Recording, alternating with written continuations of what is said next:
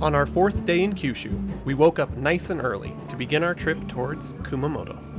Rather than go all the way around by train, we decided to take the longer but cheaper route over to Shimabara and across the water by ferry. We saw a lot of farms, mountain, and ocean. It was beautiful.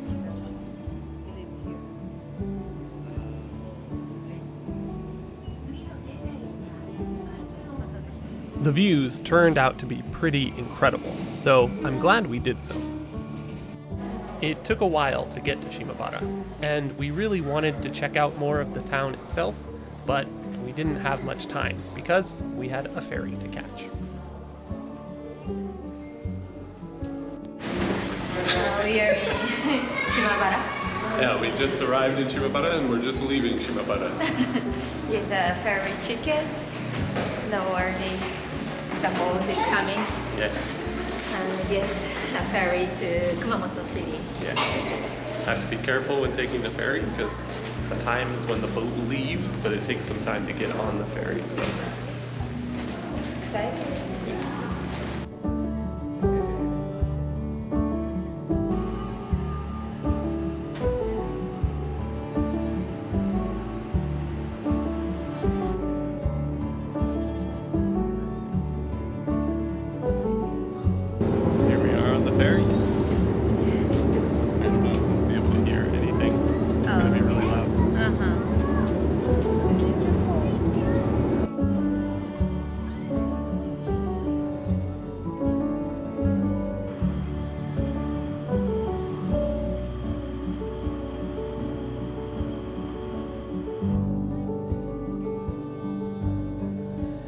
Nice cruise ride.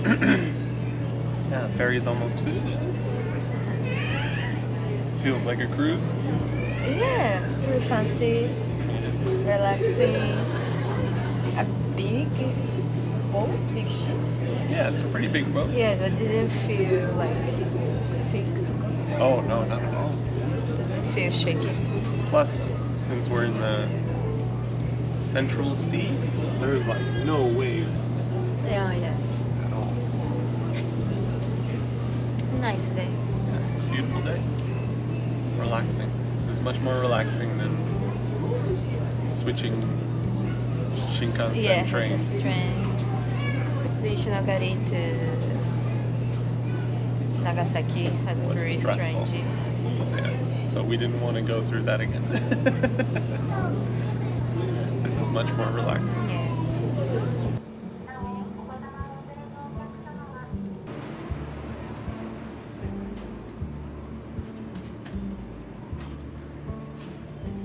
Once back on land, it was a short bus ride to our hotel and central Kumamoto. The birds enter before inside the hotel, so now they cover. It's like standing there on the net. Funny.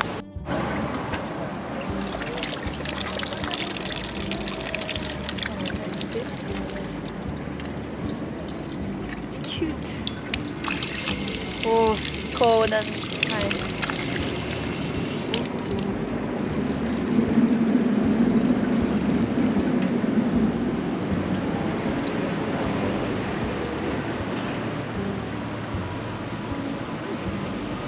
Water.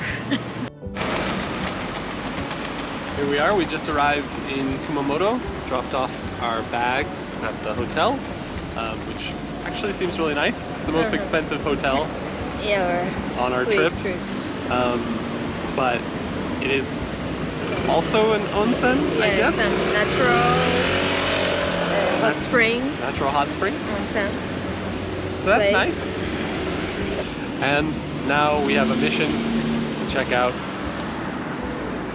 that castle behind us.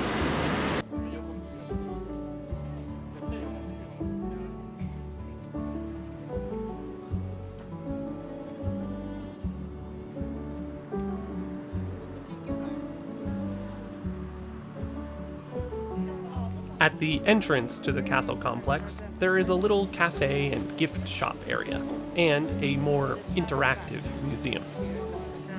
It was about 800 yen to enter the castle, and that price included access to this tiny little museum, so we decided to check it out.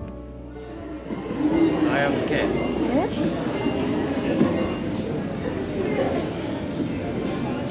Just jamming them in there. Correct.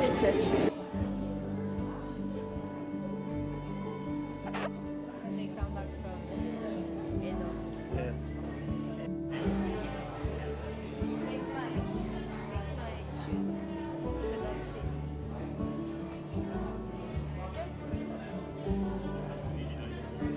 The museum was definitely geared more towards a younger audience, so I'm not sure it was really necessary, but we still had fun.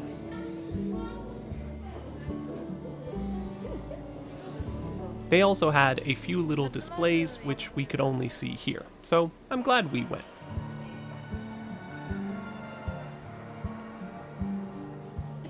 After that, we headed up to the main castle. If you don't know, Kumamoto suffered a major earthquake in 2016. I was living in Shikoku at the time, and I still remember feeling it. The castle suffered some major damage, and as you can see, they are still working to repair it. The main entrance is down here and it goes up towards the castle. But I think because it's dangerous, they've built this bridge so that people can enter safely. You can see they've done some repair work, but it's not necessarily secure. They're still repairing. They're still repairing.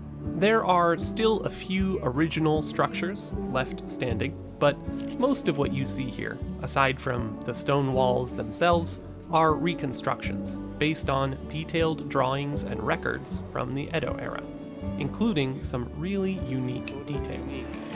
Passage of darkness. We visit many castles. I never seen something like this.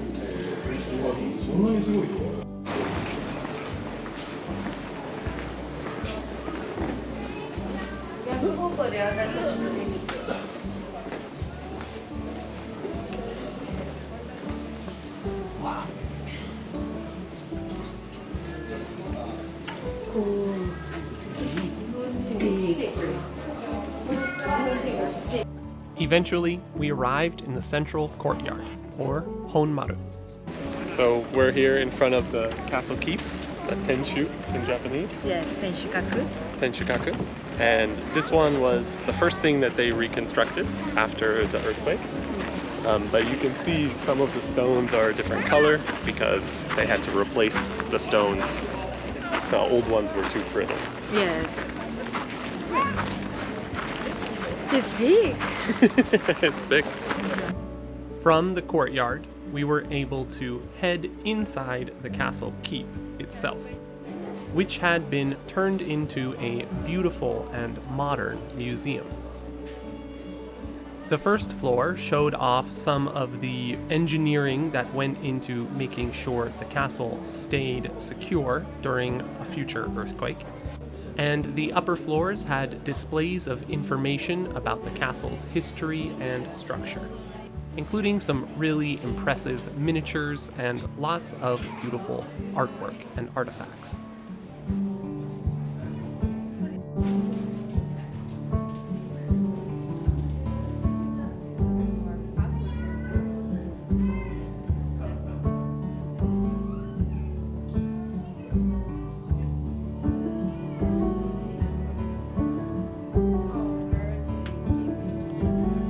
They should.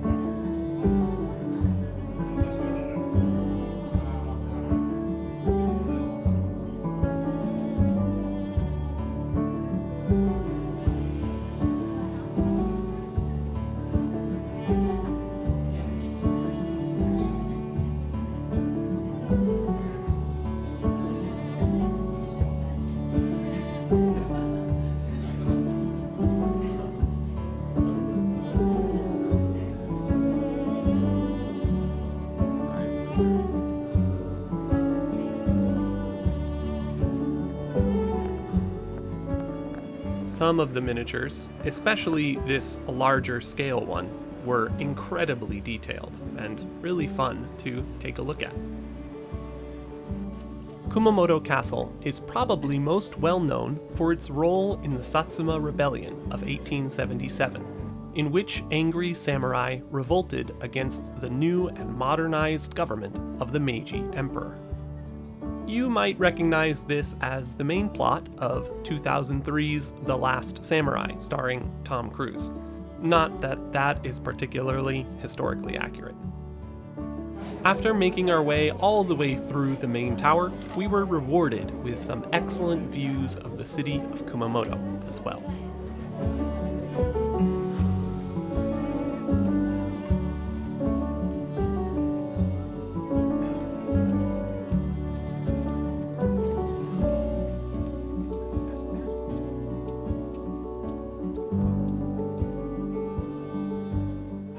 Then we headed back down and out into the gift shop area. But the crowds were a bit too intense for us. This was Golden Week, which is a big holiday season in Japan, and there were a lot of people there. So we decided to head into the city for lunch. Downtown Kumamoto was much more relaxing and quiet, especially for a holiday. Since I went to America last year, I fall in love with Lux Bagel, and it's hard to find in Japan. So in downtown Kumamoto, we find this event, had some food trucks, and we find this guy who was making specifically just Lux Bagel, and we have to order it. And it was nice to sit down and relax and eat some salmon.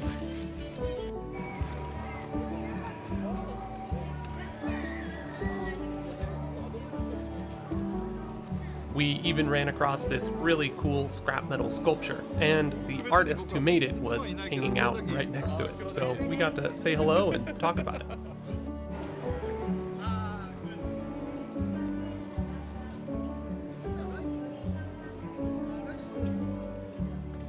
Finally, it was back to the hotel to relax. But there was one more box to check for our day in Kumamoto.